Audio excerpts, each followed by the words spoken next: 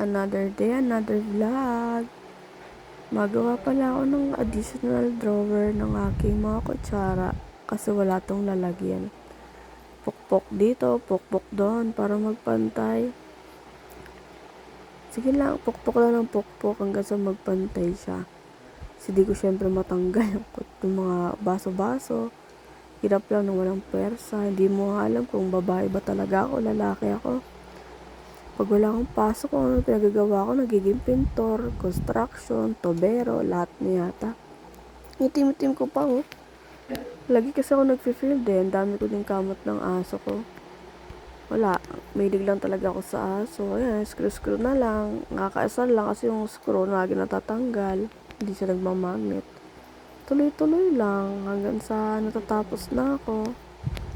Hanap ng screw, sukat-sukat, kung gaano kataas. Ang hirap kasi kumuha ng mga kutsara na halo-halo. May maliit, malaki, tapos di pa pare-parehas. Konting kembot na lang yan. Butas-butas. Konti na lang. Konting push-push na lang yan. Hanggang sa nagpapakuha na ako ng screwdriver. Kasi nga nalalaglag ilang beses na. Di ko makabit, kumuha pa si mama na kung ano-ano. Yan, sukat-sukat na lang yan. Kasi babalik ko na lang ulit yung mga baso-baso after. Yan, nabisit na ako. Screwdriver na para mas mabilis.